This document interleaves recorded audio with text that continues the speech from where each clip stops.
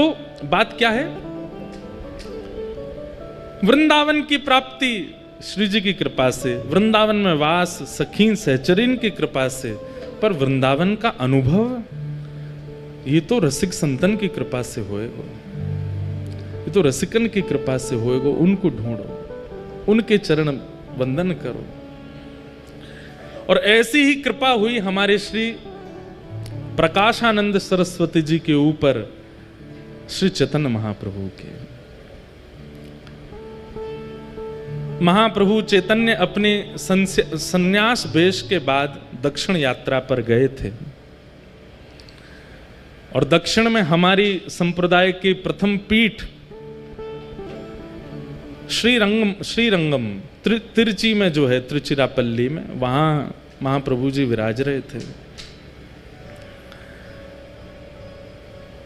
वहां पर ठाकुर जी पौढ़ानाथ शेषनाग पर पौड़े हैं। कभी कभी हम प्राचीन संतों की बातें सुनते हैं तो मन में एक भाव आता है, कितनी संप्रदायों में समरसता है।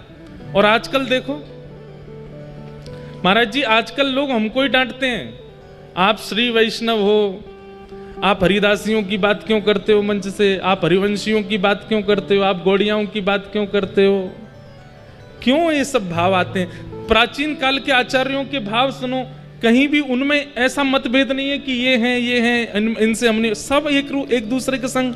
अब हरिराम व्यास जी, वो तो स्वामी श्री हरदास जी के पास इतने विराजमान रहते, जबकि स्वयं हितरवंश महाप्रभु के अनुयायी।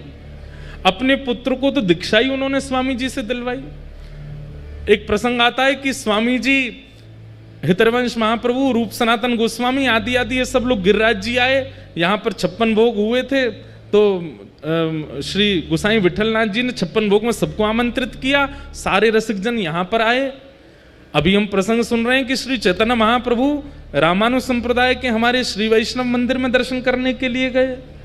तो पहले इतनी समरसता थी संप्रदायों में, आचार्यों में, अब पता नहीं क्यों मतभेद होता जा रहा है, और ये अच्छा नहीं है। देखिए, आपको अगर भगवत प्राप्ति आपका उद्देश्य है तो फिर ये इस प्रकार के पक्ष विपक्ष में मत रहिएगा।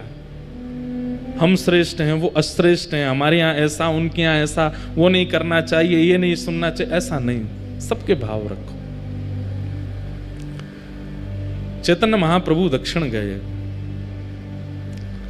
श्रीरंगम श्री रंगनाथ भगवान पौढ़ानाथ उनके आंगन में खड़े हैं महाप्रभु चैतन्य।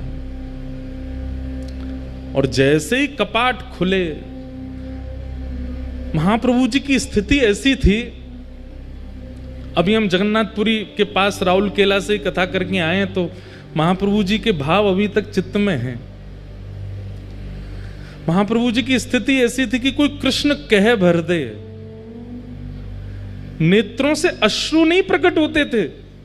कहते हैं अश्रुओं की पिचकारी निकलती थी नेत्रों से, और वो जिस पे पड़ जाती थी उसके चित्त में भी कृष्ण प्रेम प्रकट हो जाता था। ऐसे महाप्रभु,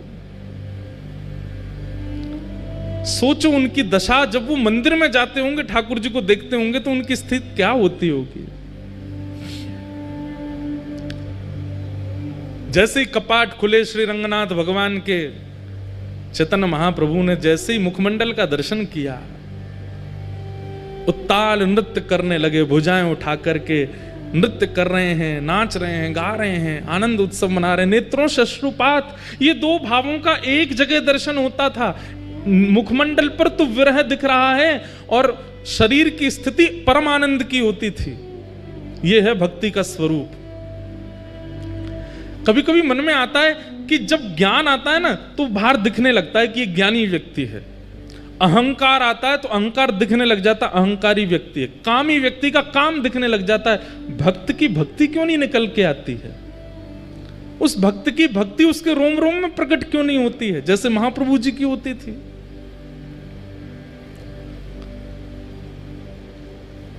चैतन्य महाप्रभु भाव नृत्य कर रहे थे। अब वहां कोई उनको कुछ समझ रहा है, कोई उनको कुछ समझ रहा है, लेकिन श्री रंगनाथ भगवान की आरती कर रहे श्री वेंकट भट्ट जी, गोपाल भट्ट जी के पिताजी, जिन्होंने श्री राधारमन लाल जी को प्रकट किया, ऐसे श्री गोपाल भट्ट जी के पिताजी श्री वेंकट भट्ट जी रंगनाथ प्रभु की आरती करने के बाद जैसे ही उन्होंने दर्शनार्थियों की ओर देखा प्रसाद वितरण के लिए, और दर्शनार्थियों में जैसी उनकी दृष्टि पड़ी श्री महाप्रभु चैतन्य पर, आप विश्वास नहीं करेंगे उनको क्या अनुभव हुआ। चैतन्य महाप्रभु को देख करके उनके पलक झपकनी भूल गई। अपनी जिस अवस्था में थे उसी अवस्था में रह गए, अंदर गर्भगृह में वेंकट भट्ट जी। और थोड़ी देर में वो क्या देखते हैं कि चैतन्य महाप्रभु तो अंतर्ध्यान हो गए, साक्षात नारायण नृत्य कर रहे हैं महाप्रभु जी के रूप में। और वे अपने नेत्रों पर विश्वास नहीं कर पा रहे, अपनी आंख मीटते हैं, खोल के देखते हैं तो चैतन्य महाप्रभु हैं। और जैसे ही थोड़ी देर देखते हैं तो थोड़ी देर में ही गौर चैतन्य महाप्रभु श्याम हो जाते हैं और मानो जैसे नारायण ही नृत्य कर रहे हैं। जैसे ही गर्भगृह में देखते हैं तो गर्भगृह में देखते हैं कि ठाकुर जी शेष शैया पे हैं ही नहीं, वो तो बाहर नृत्य कर रहे हैं। कभी दोनों युगल नृत्य करते हैं, कभी एकांत में चैतन्य महाप्रभु नृत्य करते हैं। इस स्थिति को देख करके श्री वेंकट भट्ट जी पहचान गए कि ये कोई सामान्य नहीं है। इनके नृत्य को कोई सामान्य समझ रहा होगा, इनके भाव को कोई कुछ समझ रहा होगा, पर ये सामान्य नहीं है, क्योंकि मुझे जो अनुभव हुआ मैं कैसे कहूं। बंधुओं, जब किसी महापुरुष का दर्शन करते हैं ना, तो उनका दर्शन करके उनके रूप, उनकी चाल, उनके पहनाव, उनके तिलक आदि, इन सबको अगर आप देख रहे हो तो अभी कुछ दिखा नहीं। अच्छा सुनो, हमारे बाबा गाते होंगे हरिप्रिया जी के पद। हरिप्रिया जी के पद सुने होंगे आपने। हरिप्रिया जी पुरुष थे, सब छोड़ करके गिरिराज जी आ गए। राधा कुंड में उनके गुरुदेव विराजमान रहते थे, तो अपने गुरुदेव को प्रणाम करके बोले मुझे आपसे गुरु दीक्षा लेनी है। तो महापुरुष बोले राधा कुंड पे बैठे बैठे, बताओ तुमको क्या दिख रहा है। तो हरिप्रिया जी, पहले उनका पूर्व नाम कुछ और था, बोले माथे पर सुंदर उर्दपुंड है, गले में तुलसी की माला है, अद्भुत वस्त्र पहने हैं, आसन पर गुरुदेव विराज रहे हैं, करुआ पास में रखा है, ठाकुर जी की सेवा पीछे हो रही है। गुरुदेव बोले दीक्षा नहीं देनी, जाओ। और सुनो, दीक्षा की इतनी तुमको भूख है, जाओ गिरिराज जी की परिक्रमा लगा के आओ। लेकिन उनको इतनी इच्छा थी दीक्षा की, चले गए गिरिराज जी की परिक्रमा लगाई। परिक्रमा लगा करके 5-6 घंटे में लौट करके राधा कुंड जैसे ही पहुंचे, चरणों में प्रणाम किया, बोले गुरुदेव परिक्रमा हो गई, अब दीक्षा दे दो। उन्होंने फिर वही प्रश्न किया, क्या दिख रहा है तुम्हें? कुछ दिख ही नहीं रहा था। बोले माथे पर उर्दपुंड है, गले में तुलसी माला है, नीचे वस्त्र पहने हैं, पीछे ठाकुर जी की सेवा है, बगल में राधा कुंड है, इधर श्याम कुंड है, आदि आदि। फिर से जाओ परिक्रमा लगा के आओ, एक और परिक्रमा लगाओ। निष्ठा इतनी थी उनकी कि थके हारे थे, लेकिन फिर से चले गए परिक्रमा में। अब की बार उनको 6 की जगह 9 घंटे लग गए परिक्रमा करते करते, पैरों में छाले पड़ गए। 2 परिक्रमा में ये हालत हो जाती है। बेचारे गिरते पड़ते जैसे तैसे आए, प्रणाम किया, गुरुदेव अब दीक्षा दे दो। पूछे अब क्या दिख रहा है तुम्हें? तो रोने लगे, बोलो मुझे कुछ नहीं दिख रहा, मुझे वही दिख रहा है, तिलक है, गले में कंठी माला है, नीचे। बोले सुन, एक परिक्रमा और लगा के आ। तीसरी परिक्रमा की स्थिति कैसे बन जाएगी हमारे, जबकि गिरिराज जी में बाबा हैं, 3 परिक्रमा लगा में, लेकिन उनकी भाव दशा देख करके आप घबरा जाओगे। एक परिक्रमा में हमारी हालत खराब होती है। गुरुदेव बोले जाओ एक परिक्रमा और लगा के आओ। गुरु आज्ञा मान करके चले तो गए, लेकिन गुरु की आज्ञा पर संशय नहीं किया, गुरु की आज्ञा पर बिल्कुल विचार नहीं किया, अपने पैरों के फोड़ों पर, पैरों में छालों पर चिंता नहीं की। गुरु आज्ञा कर रहे हैं, कुछ तो होगा, निकल गए। तीसरी बार जैसे वो जाने लगे तो उनके गुरुदेव पीछे बैठे बैठे देख रहे थे, उनके चरण की ओर देखा, छाले पड़े हैं, स्थिति चलने की नहीं है, और मैंने परिक्रमा की आज्ञा दी है, 22 किलोमीटर लगा के आनी है, तब दीक्षा मिलेगी, और ये चल दिया। तुरंत मन में आ गया भाव, श्री जी यहाँ पे कृपा करो। अब जैसे ही वो गिरिराज जी की परिक्रमा में गए तो उनको पहले तो लोग दिख रहे थे, पहले तो माताएं दिख रही थी, पहले तो भाई लोग दिख रहे थे, अब पता अब लिख रहा है कि सब सहचरियां हैं। सब किसी के हाथ में चमर है, किसी के हाथ में बीड़ा है, किसी के पास कुछ है, किसी के पास, सब अलग अलग दिख रहे हैं। साक्षात गिरिराज जी ऐसे लग रहे हैं मानो कोई निकुंज भवन है, या कि कोई अटारी पर कभी श्री जी आ रही हैं, कोई अटारी पर श्याम सुंदर आ रहे हैं, कभी कहीं से मोर बोल रहे हैं, कहीं कहीं वीणा बज रही है, कहीं पर बंशी बज रही है। अब पूरी दृष्टि ही बदल गई। 24 घंटे लगे उनको और वृंदावन में संपूर्ण ब्रज का दर्शन कर लिया, संपूर्ण निकुंज लीला का दर्शन कर लिया। लौट करके जैसे ही अपने गुरुदेव के पास आए, प्रणाम किया, बोले लाला अब क्या दिख रहा है? तो अपने गुरुदेव को देख के कहते हैं, एक सखी विराज रही है, सुंदर नथनी पहनी है, कानन में कुंडल है, नेत्रन में काजल लगे हैं, सुंदर चुनरी ओढ़ी है, पीछे दर्पण है, बहुत सुंदर मणिमंडित नीचे सब फर्श है, यहां श्याम कुंड है, यहां राधा कुंड है, और मेरे गुरुदेव की गोद में प्रिया प्रियतम दोनों विराजमान है। जैसे ये दर्शन हुए तब उनको स्वीकार किया और उनका नाम रखा है श्री हरि प्रिया। उनके बड़े पद रसिक जन गाते हैं, एक आध दिन हम भी गाएंगे कथा में, श्री हरि प्रिया। मैं क्या बताना चाह रहा हूं आपको कि ब्रज में रहने वाले रसिक महापुरुष अगर इनके मन में आ गई कि याकू ब्रज को अनुभव होना चाहिए तो हो जाएगा। आपके अनेक प्रयासों से नहीं होगा, आपके अथक प्रयासों से नहीं होगा, किसी रसिक के मन में आ गई कि इसको ब्रज प्राप्त हो तो हो जाएगा।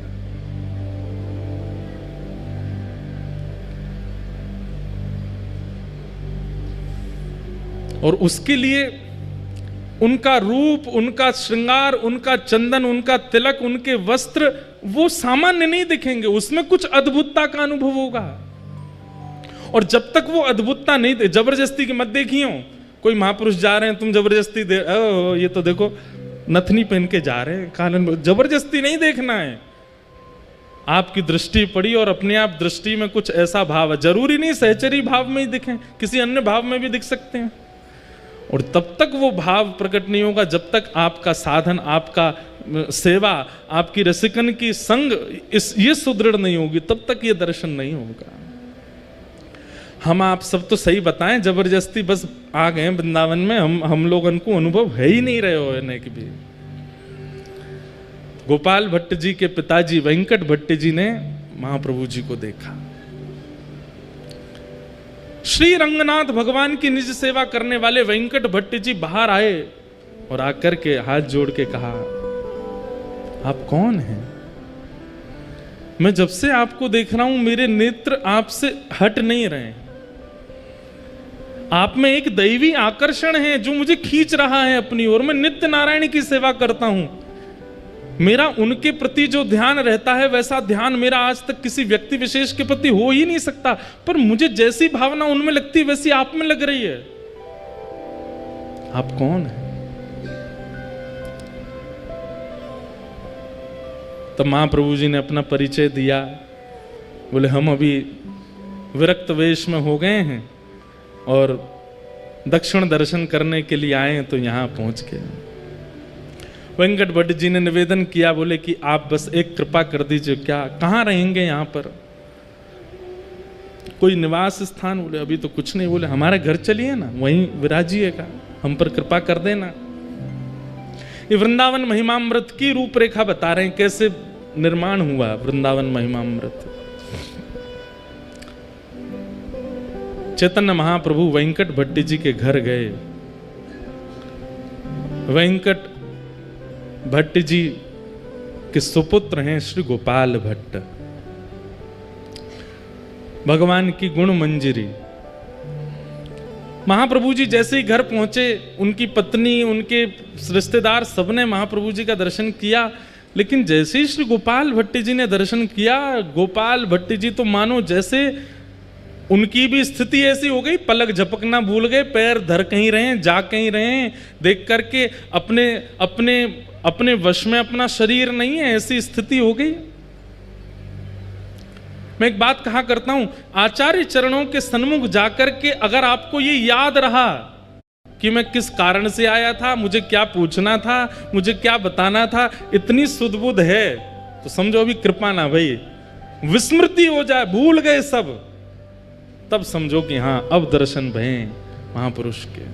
भूल गए, प्रश्न याद नहीं आ रहा है, क्या सोच के आए थे भूल गए, लाए थे माला लेके आए थे, प्रसाद लेके आए थे, दक्षिणा पोशाक कुछ अर्पित कर, कुछ पता ही नहीं चल रहा है, उठा कुछ रहे हैं, धर कुछ रहे हैं, ऐसी स्थिति हो जाएगी। गोपाल भट्ट जी छोटे से हैं, अभी ज्यादा आयु नहीं है, लेकिन महाप्रभु जी को देख करके उनकी स्थिति ऐसी हो गई कि बस यही मेरे सब सर्वस्व है। इस सर्वस्व की भावना उनके प्रति प्रकट हो गई। महाप्रभु जी का एक वैष्णव भाव से जैसा सम्मान होना चाहिए, पूरे परिवार ने किया, माला पहनाई, चंदन लगाया, पोशाक उड़ाई, चरण धोए, सबने चरणामृत पिया। गोपाल भट्ट जी के मन में एक भावना आ गई, जब चरणामृत बांट रहे थे तो सबको थोड़ा थोड़ा ही दे रहे थे, मतलब जैसे एक ही बूंद गिरे, क्यों, जितना बच जाएगा सब मैं पी जाऊंगा, सबको बांट दूंगा तो मेरे लिए नहीं बचेगा, ऐसी भावना चित्त में आ गई। तो सब लोग हाथ पसार के खड़े, चरणामृत दो महाप्रभु जी का, तो गोपाल भट्ट जी छुआते हैं और न्यों देते हैं, एक ही बूंद गिरती है, अरे और दो, और नहीं इतना ही लो, और जैसे सब में बांट दिया पता चली सब हो गया, जितना बचा सब पान कर गए स्वयं ही। आहा,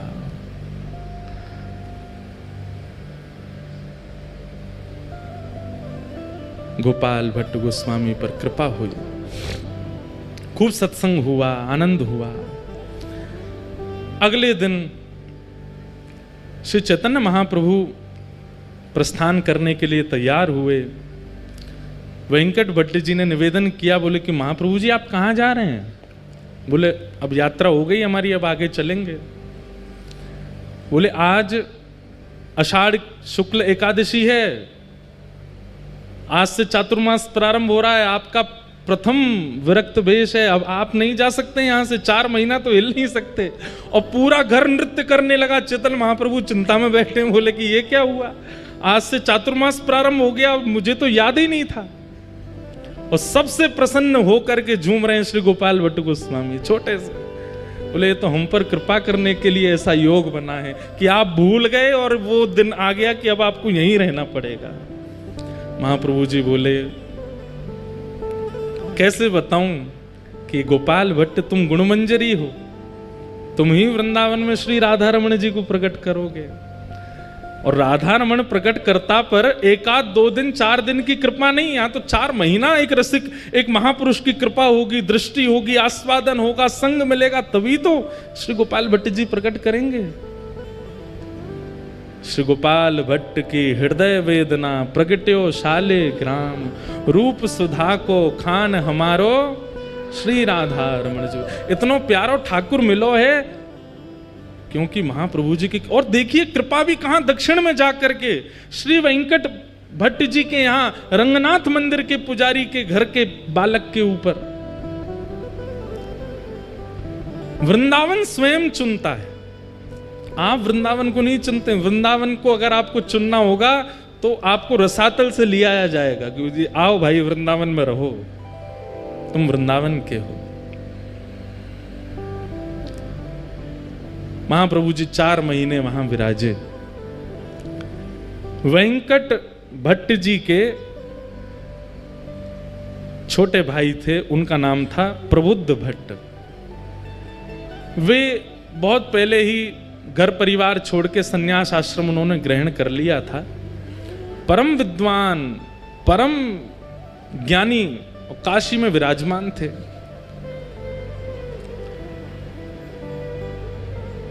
ऐसा ज्ञान था उनका कि उनके जैसे उन्होंने 10,000 शिष्य बनाए, मतलब ना ज्यादा ना कम, अपने जैसे ही 10,000 बना दिए, इतने ज्ञानी थे।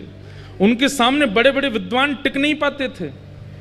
प्रबुद्ध भट्ट, देखो एक महापुरुष एक परिवार में जाकर के एक नहीं कितनों पर कृपा करता है। ये तो गोपाल भट्ट जी सामने बैठे हैं, प्रबुद्ध भट्ट तो है ही नहीं वहां पर, वो तो काशी में है।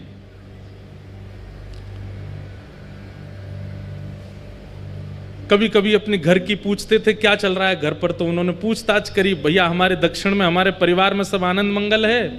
कोई गया था दक्षिण से, उसने जाकर के बताया, बोले महाराज आनंद मंगल, आपके यहाँ तो वेद पाठ आदि सब बंद हो गए, आपके यहाँ पे नित्य पूजा आदि यज्ञ हवन होम होते थे सब बंद हो गया, अब तो एक ही चीज होती है। बोले क्या? भुजा उठा के हरि हरि बोलो, हरि हरि बोलो, सब प्रेम से बोलो, हरि बोलो, ये सब होता है। प्रबुद्ध भट्ट जी बोले ये कौन कर गया, ये क्या बोल रहे हो, ऐसा हो ही नहीं सकता। हमारे दोनों बड़े भैया बड़े वैदिक हैं और बड़े कर्मनिष्ठ हैं, कर्मकांड तो हमारे यहाँ रोज हवन होता है, रोज यज्ञ होता है, नियम से वेंकट रंगनाथ भगवान की सेवा अर्चना कैंकर्य होता है, ये क्या बोल रहे हो? बोले अरे महाराज आपको नहीं पता, आपके यहाँ की स्थिति सब बिगड़ गई है। कारण? बोले कारण कोई कृष्ण चैतन्य महाप्रभु हैं, वो पहुंच गए। कहते हैं उनको देखते ही प्रेम प्रकट हो जाता है चित्त में, उनको देखते ही भाव प्रकट हो जाता है। उन्होंने जाकर के आपके परिवार के ऊपर ऐसा टोना किया है, सब एक तरफ धर के केवल और केवल हरिनाम संकीर्तन करते हैं। ये सुन करके प्रबुद्ध भट्ट जी को बड़ा क्रोध आया। बोले इसकी जानकारी बताओ तो मुझे, कौन है चैतन्य कृष्ण? उनके बारे में सब बताया। बोले कि अभी जगन्नाथपुरी में विराज रहे हैं और महाराज इनके ऊपर ऐसी शक्ति है, ऐसा टोन। अब ये तो देखो आज भी होता है, ये आज भी होता है। हमारे चित्र विचित्र बाबा गाते हैं, लोग बाग झूमते हैं, आनंद करते हैं, तो चार लोग बैठ के यूं भी कहते होंगे ये कुछ पी के आते हैं जो इनकी आवाज ऐसी आ जाती है, ये कुछ खा के आते होंगे ऐसा जो इनके स्वर ऐसे हो जाते हैं। हमारी पूनम दीदी जब गाती हैं तो भाव में नेत्रों से आंसू गिरने लगते हैं, उसमें भी लोग बाग बोले जबरदस्ती रोती हैं, इनके भाव नहीं आ रहे हैं, जबरदस्ती। लोग बाग बोलते हैं, लोग बोलना बंद नहीं करेंगे। आप भाव से राधा रमन जी के मंदिर में जाके नृत्य करने लग जाओ, उधर नचकैया खड़ो है, नाच रहो है, ठाकुर जी के आगे भी मान नहीं रहो, यहीं पे नाच रहो है। आजकल हमारे लिए भी बन रही है बातें, तो क्या ये तो जब महाप्रभु जी को नहीं छोड़ा, जब मीराबाई को नहीं छोड़ा लोगों ने, तो फिर हम तो कहाँ नेक नेक से बालक हैं, हमको कैसे छोड़ दें? और ये भी कृपा है आपके लिए। चार लोग यूं कहें पाखंड है तब समझो कि हाँ बढ़िया है, ये भक्ति के आसपास सिक्योरिटी गार्ड तो भी आ गए। हमारे प्रेमानंद जी महाराज बेचारे कैसा राधा नाम प्रचार कर रहे हैं, उनके पीछे भी लोग पड़े रहते हैं, कुछ ना कुछ बोलते रहते हैं, कहते रहते हैं, करते रहते हैं। परंतु ये बात मान लीजिएगा, ये आपकी भक्ति की सिक्योरिटी हो रही है, अच्छा है। भ्रात श्री प्रबोधानंद जी कहते हैं, भ्रातः तिष्ठ टले टले विटपिनाम ग्रामेषु भिक्षाम अटः।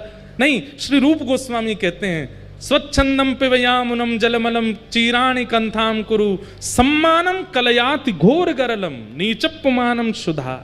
वृंदावन में तो आपकी निंदा होने लग जाए तो समझो अब भक्ति सुरक्षित है, अब भक्ति बढ़िया हमारी, अब यहाँ पे कोई की आंच नहीं आवेगी, बढ़िया है। बाहर खड़े हैं चार पहरेदार, और बहुत सम्मान होने लग जाए तो घबरा जाना कि कहीं हमारा नाम ना छूट जाए। तो प्रबुद्धानंद जी ने जैसे ही सुना, अच्छा प्रकाशानंद नाम हो गया था उनका, प्रकाशानंद जी ने जैसे सुना, अच्छा इसने मेरे घर जाकर के सबको, बोले हमारा वो गोपाल भट्ट उसकी क्या स्थिति है, वो तो बालक है, वो तो ठीक है, उसको बुला दो। बोले उसकी तो पूछो ही मत, वो तो दिन रात रोते रहते हैं। बोले दिन रात? बोले ठाकुर जी को नहीं, चैतन्य महाप्रभु को याद करके रोते हैं। प्रकाशानंद जी बोले ढूंढो इसको, कहाँ है? बोले ये तो अभी वहां हैं जगन्नाथपुरी में, इनको पत्र लिखो। पत्र लिख करके चैतन्य महाप्रभु को भेजा। और क्या लिखते हैं पत्र में? अरे चैतन्य, ना कोई नाम, ना कोई सम्मान, ना कोई उपाधि, चैतन्य।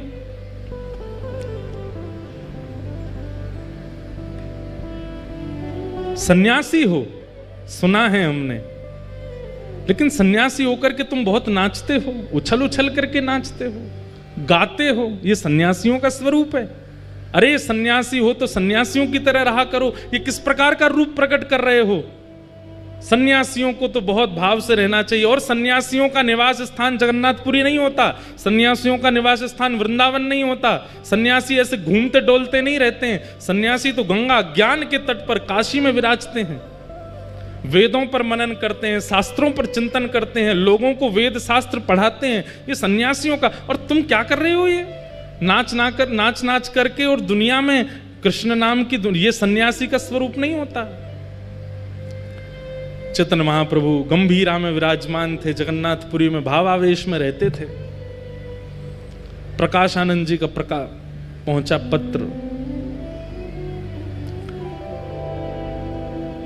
पत्र पढ़कर के शिष्यगण सब सुनाने लगे। और जैसे ही उसमें भाव सुने, इतना आक्षेप सुना, अपने बारे में इतनी निंदा सुनी, महाप्रभु जी प्रसन्न हो गए। जय हो जय हो जय जगन्नाथ। महाप्रभु जी की बड़ी कृपा, महाप्रभु जी का बड़ा अनुग्रह है।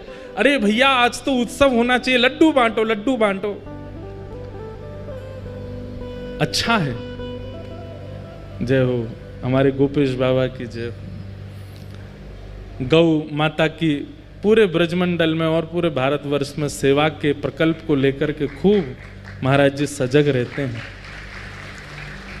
ऐसे हमारे महाराज जी को बारंबार प्रणाम। क्या बता रहा था मैं? सुनो सुनो, इधर देखो। क्या बता रहा था मैं?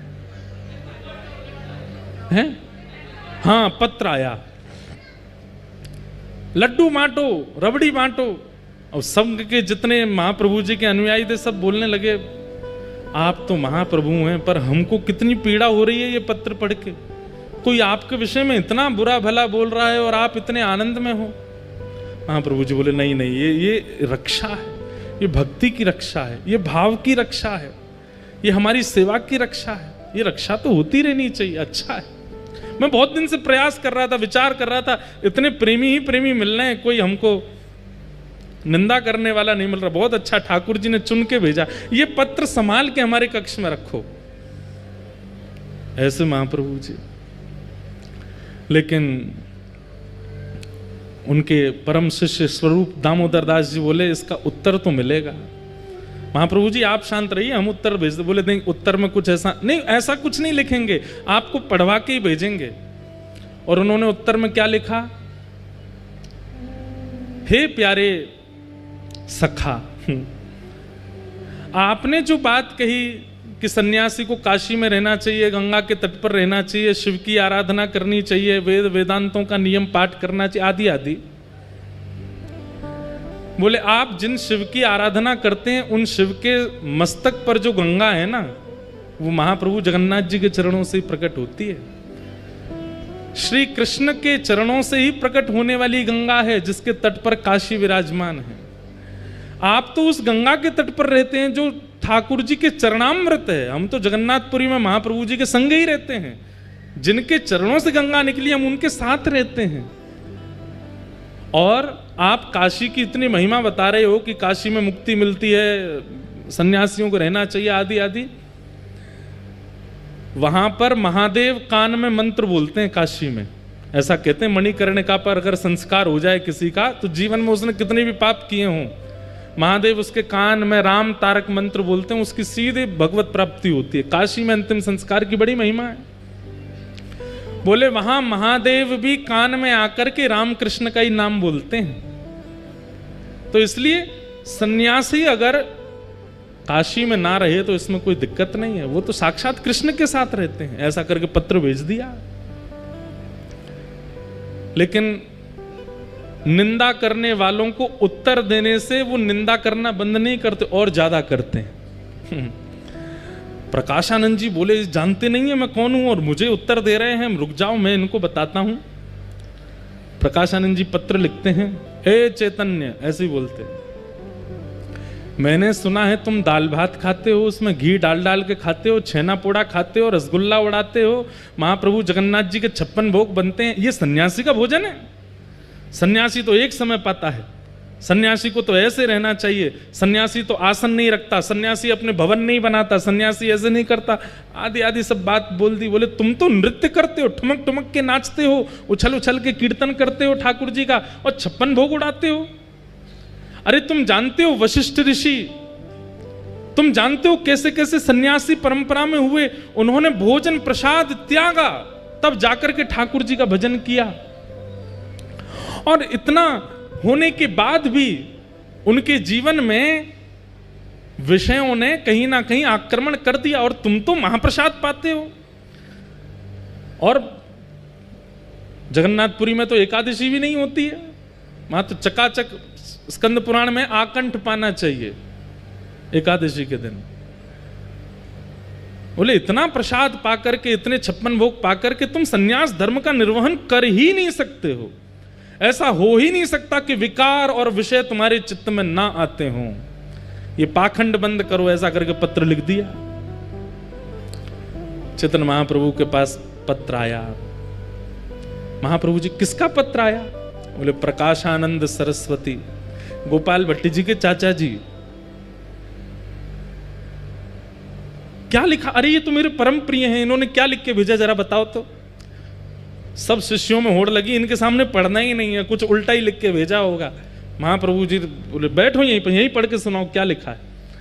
पढ़ के पूरा बताया, ये लिखा है, ये लिखा है, ये लिखा। महाप्रभु जी और खुश हो, बोले लड्डू बंटवाओ, रबड़ी बंटवाओ, 56 भोग लगवाओ, आज भक्ति की और रक्षा हो रही है। अब नियम की रक्षा हो, पहले भक्ति की रक्षा, अब नियम की रक्षा हो रही है, अब सन्यास धर्म की रक्षा हो रही है। भैया इनका पत्र जब जब आए मेरे को जरूर सुनाना। लेकिन शिष्यों ने कहा ये अच्छा नहीं है, ये तो गलत बोल रहे, उत्तर तो देंगे। उत्तर में लिख करके भेजा, महाराज जंगल का राजा शेर मांस खाता है, हिरणों को खा जाता है, इतना मांस भक्षी होता है, पर कहते हैं साल में एक बार सहवास करता है बस। ऐसा दूषित भोजन करने वाला और काम पर इतना विजय उसका। और वहीं वृक्षों पर रहने वाले ये पक्षी जो तिनका खाते हैं, दाल खाते हैं, उड़द सूखे सूखे कंकड़ खा जाते हैं, सूखे सूखे ये सब खा करके अपना पेट भरते हैं, और इनके काम में कभी भी कटौती नहीं होती, महाकामी होते हैं। आप यदि आहार से जीवन यापन की बात कर रहे हैं तो फिर सारे विषय शेर में होने चाहिए थे, लेकिन वो तो काम पर विजय प्राप्त करके बैठा है।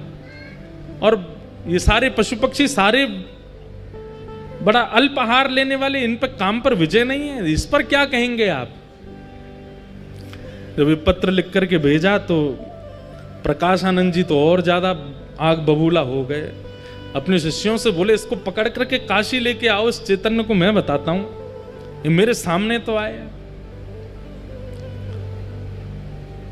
बंधुओं एक बात सुनिएगा, सब साधन कर लीजिए जीवन में, लेकिन उस साधन का अहंकार नष्ट करने की सामर्थ्य केवल और केवल प्रेम लक्षणा भक्ति में है। अगर प्रेम लक्षणा भक्ति जीवन में नहीं है और आपका नाम जब 2 लाख पहुंच गया है, अभिमान आएगा। प्रेम लक्षणा भक्ति जीवन में नहीं है और हर एकादशी गिरिराज जी की परिक्रमा करते हो तो उस परिक्रमा का अभिमान आएगा। सेवा का अभिमान सामान्य अभिमान से ज्यादा भयानक है। कई लोगों को सेवा का अभिमान हो जाता है, हम इतना नाम जप करते हैं, हम ऐसी सेवा करते हैं। अरे हमको कई बार मन में भाव आता, इतनी कथा कर रहे हैं, धुआंधार यहां से वहां भागते ही रहते हैं। प्रेम लक्षणा भक्ति चित्त में होगी तो अपनी सेवा का अभिमान नहीं होगा। प्रेम लक्षणा भक्ति तो दैन्यता लाती है, दीन बनाती है, सरल बनाती है, सहज बनाती है। प्रकाशानंद जी के पास सब कुछ है, लेकिन भक्ति नहीं है, प्रेम नहीं है। उनको वेद वेदांत कंठस्थ याद हैं, जहां से जब चाहे उस श्रुति का पाठ शुरू कर देते हैं, लेकिन प्रेम भक्ति नहीं है। लेकिन कृपा तो इन पर करनी है, और वो समय आया। ये पत्रों से आदान प्रदान तो बहुत दिनों तक चलता रहा, बहुत निंदा करने लगे सब जगह महाप्रभु जी की, लेकिन एक बार समय आया। क्या? महाप्रभु जी काशी पधारे। और तपन मिश्र नाम के एक भक्त थे, उनके यहाँ महाप्रभु जी विराजमान थे। इनको पता चला प्रकाशानंद जी को कि वही कृष्ण चैतन्य काशी आया है। बोले इसको कैसे भी करके मेरे सामने ले आओ। ये मेरे सामने आया नहीं और मैंने अपने वेद वेदांतों के बाणों से इसका पर्दाफाश कर दूंगा। ऐसे ऐसे बात। अब सोचो कितना घनघोर वैष्णव अपराध इनसे बन रहा है। वैष्णव अपराध के दो ही निधान हैं। पहला निधान तो बहुसंख्या में वैष्णव यदि क्षमा कर दें तो वैष्णव अपराध दूर होगा, या जिसके प्रति वैष्णव अपराध बना है वो क्षमा कर दे तो वैष्णव अपराध दूर होगा। इतना भयानक वैष्णव अपराध बन गया था इनसे। अब महाप्रभु जी को इनके पत्रों से चिंता होती थी। क्या चिंता होती थी कि बोले भैया इनको गति कहाँ मिलेगी, ये जिस तरीके की भाषा बोलते हैं, जितना अपमान करते हैं, भले ही कुछ नहीं है लेकिन कृष्ण नाम तो बोलते ही हैं, इनकी गति कैसे होगी। अब महाप्रभु जी ने मन बनाया कि मुझे इनसे एक बार तो मिलना है। लेकिन कैसे मिलन हो। तब काशी में एक सन्यासियों की सभा हुई और उस सभा में सब सन्यासी पधारे, सब वेदज्ञ पधारे, सब ज्ञानी पधारे।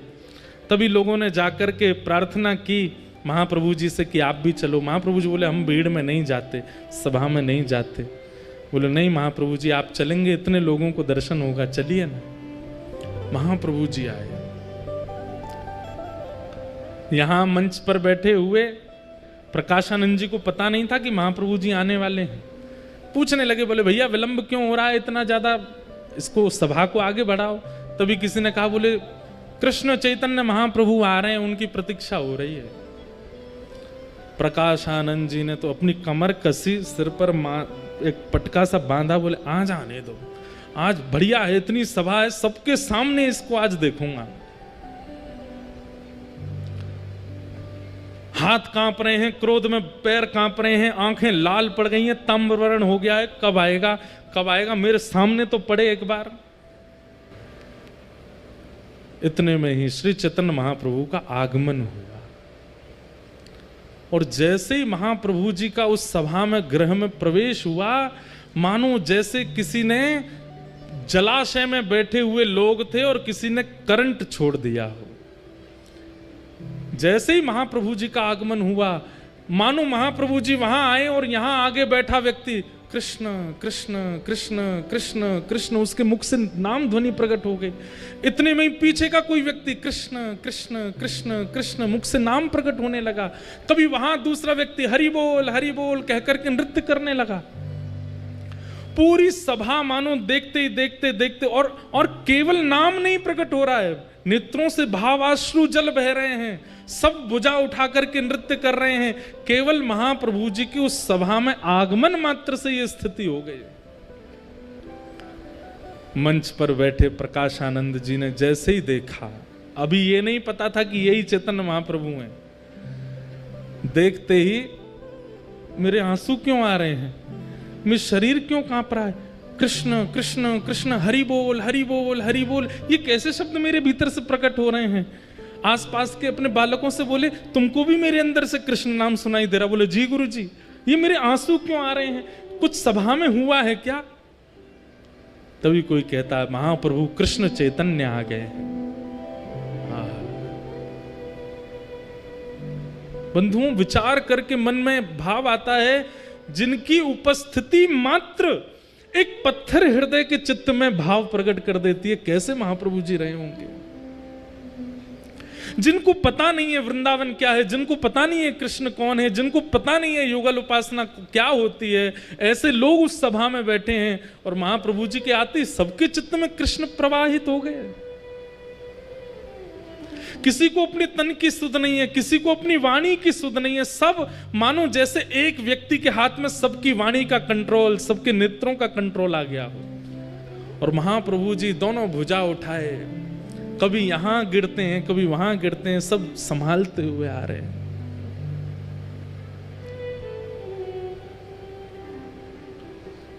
प्रकाशानंद जी अपने क्रोध विरोध को तो भूल गए, मुख से नाम प्रकट हो गया, नेत्रों से आंसू प्रकट हो गए। और तभी चैतन्य महाप्रभु आए और आकर के ऐसे ही नीचे सभा में ही एक जगह सी बना दी लोगों ने। अच्छा, एक बात मैंने पढ़ी कि लोग बाग स्पर्श करने जाते थे महाप्रभु जी का, तो संग में जो उनके गोस्वामी आदि सब रहते थे वो स्पर्श नहीं करने देते थे। क्यों? क्योंकि ऐसी भाव साम्राज्य में रहते थे महाप्रभु जी, अगर किसी ने स्पर्श कर लिया तो वो सह नहीं पाएगा। तो अपने आप ही पहले जगह कर दी, भैया दूर दूर बैठो, इनका स्पर्श मत करना। महाप्रभु जी आकर के बैठ गए और भाव से बैठ करके सब सन्यासियों को प्रणाम किया, सबके चरण रज को अपने माथे से लगाने लगे। पता नहीं प्रकाशानंद जी को क्या हो गया, लोग बाग प्रकाशानंद जी को देख रहे हैं कि अब ये क्या बोलेंगे, लेकिन प्रकाशानंद जी तो अत्यंत भाव में आ गए, उठ करके नीचे आए, बोले जय हो। आप नीचे क्यों बैठ गए, ऊपर आइए ना। नहीं नहीं, मेरा स्थान यहीं ठीक है। तो जैसे कोई नीचे बैठ जाए तो उसको पकड़ के ऊपर लाते हैं, तो जैसे ही हाथ पकड़ा महाप्रभु जी का, सब बोले ये नहीं करना था इनको, और जैसे ही स्पर्श किया है, हाँ कृष्ण हाँ कृष्ण हाँ कृष्ण कह करके वहीं गिर पड़े प्रकाशानंद जी।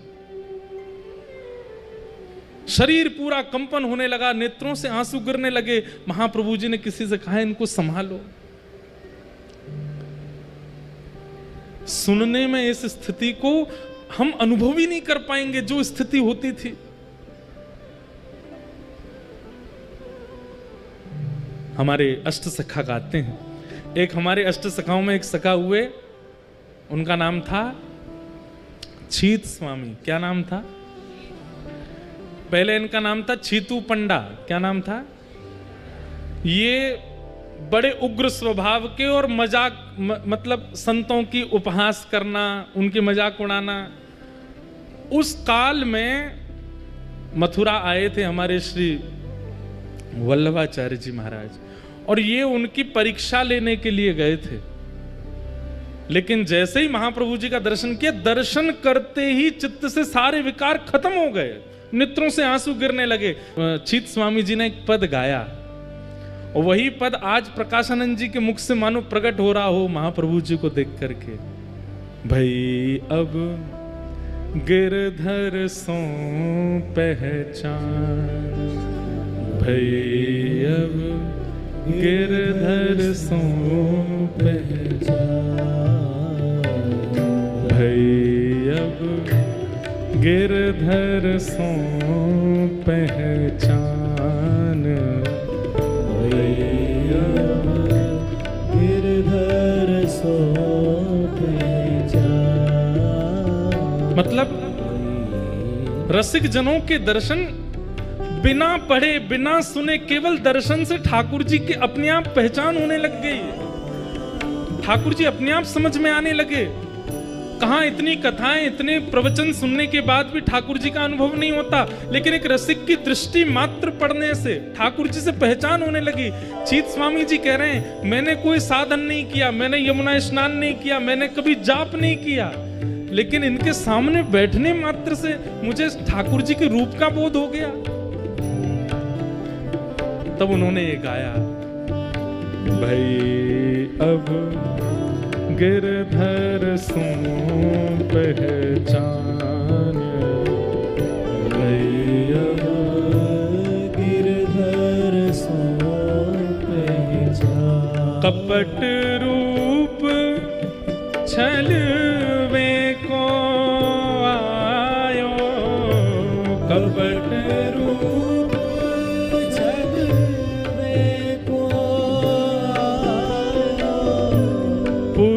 पुरुषोत्तम नहीं जान, पुरुषोत्तम नहीं जान। भई अब गिरधर सो पहचान, भई अब गिरधर सो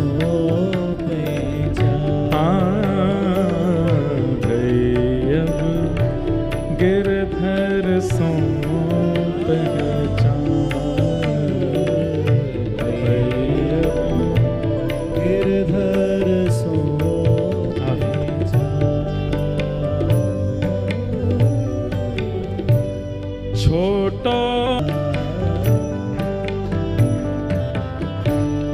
स्थिति हुई है प्रकाशानंद जी की।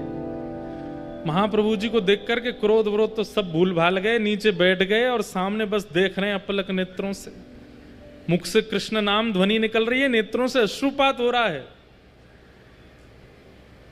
लेकिन थोड़ी देर बाद अपने आप को समझाने लगे, ये सब माया है, ये जादूगर है, इसने जादू कर दिया, टोना कर दिया मेरे ऊपर। लेकिन दर्शन का कुछ तो प्रभाव होता। प्रभाव क्या हुआ कि वाणी में शीलता आ गई। चाह तो रहे थे कि मैं थोड़ा कठोर बोलूं, कुछ गड़बड़ बोलूं, कुछ उल्टा सीधा बोलूं, लेकिन बोल क्या रहे हैं? कैसे हो आप? ठीक हैं? आप ऊपर नहीं विराज रहे, नीचे ही बैठ रहे। और खुद मन में सोच रहे मैं इतना प्रेम से क्यों बात कर रहा हूं। वो सोच रहे मुझे तो क्रोध करना है, मुझे तो चिल्लाना है इनके ऊपर, लेकिन अब अपने वश में नहीं है। ये होता है रसिकों के दर्शन से। महाप्रभु जी बोले आपकी सबकी कृपा है। प्रकाशानंद जी बोलने लगे मैं आपसे एक शिकायत करना चाहता हूं। बोले क्या? सन्यासियों को इतना नाचना नहीं चाहिए। आप इतना रोते हो, इतना ज्यादा अच्छी बात नहीं है ये।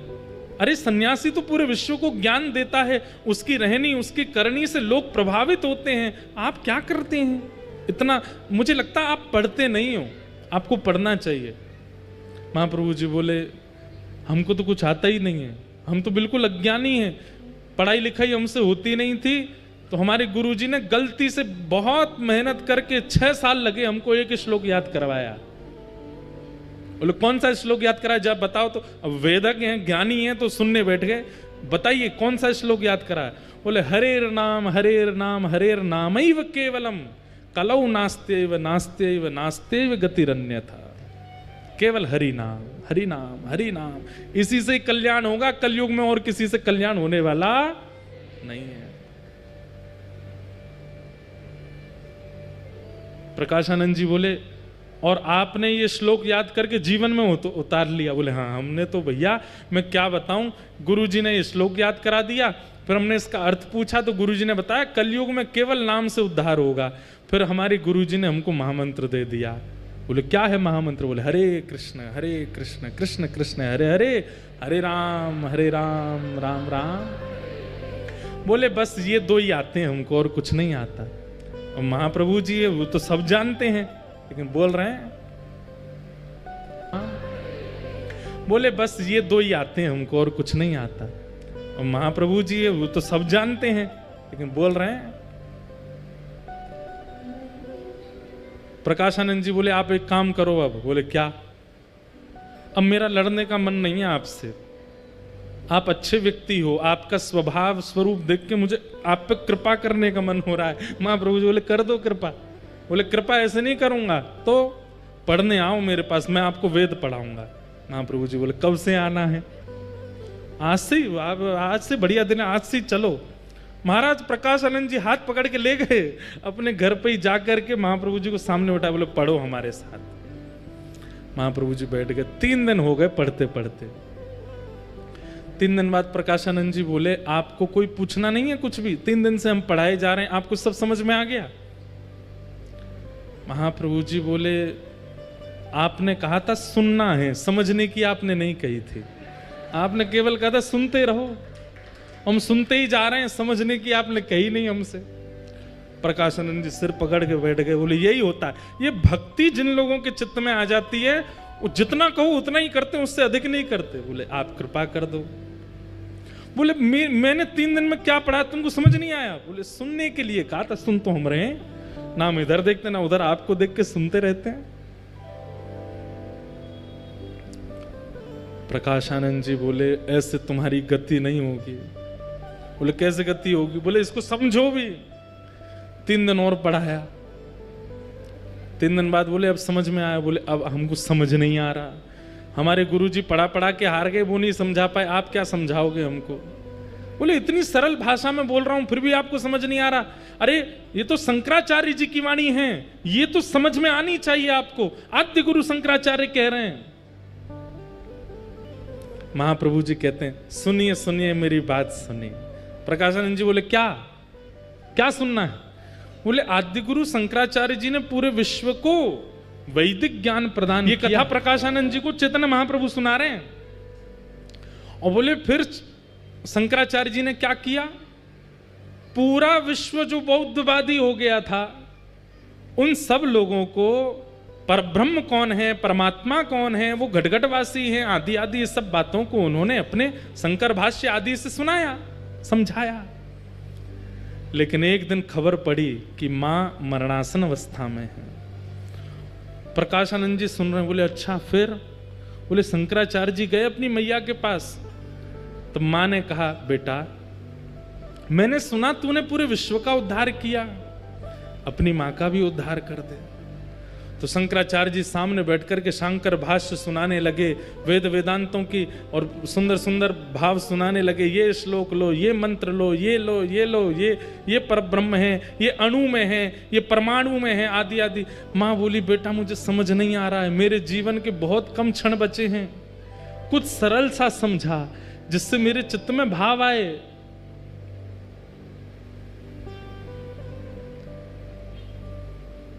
तब पता है प्रकाशानंद शंकराचार्य जी ने क्या सुनाया?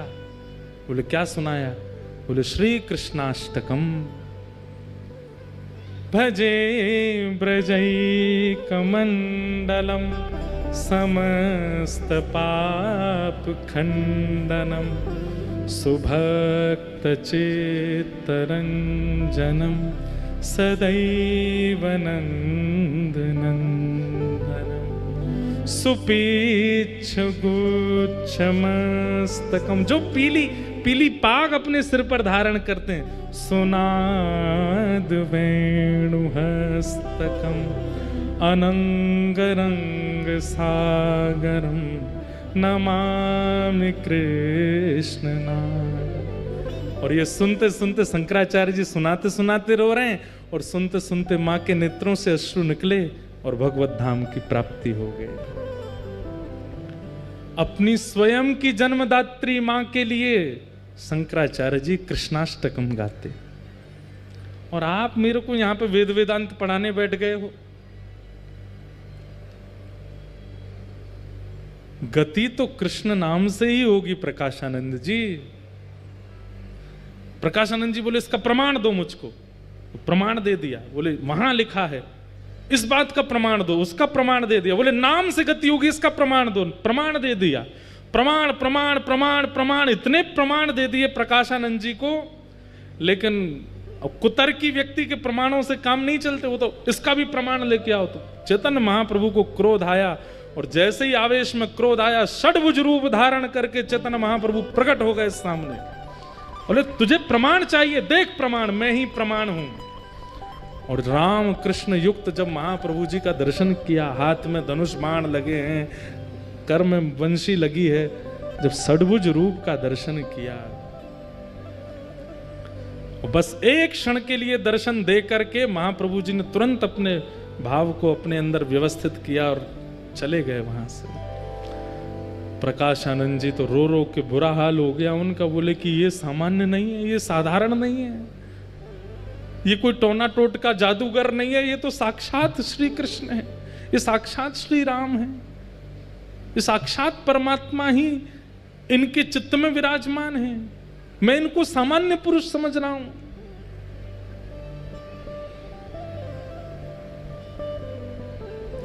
महाप्रभु जी के पास पहुंच गए, चरणों में जाकर के वंदन किया। बोले कि अब मुझ पर कृपा करो। मैंने वेद वेदांत उपनिषद किसी को नहीं छोड़ा, सब पढ़ लिख करके विद्वान बन गया, लेकिन मैं आज इतनी वृद्धावस्था में अनुभव कर रहा हूं कि मेरी तो अधोगति हो रही है। हे नाथ, मैं आपके चरणों में अपने नाक रगड़ के प्रार्थना करता हूं, मुझ पर कृपा करो।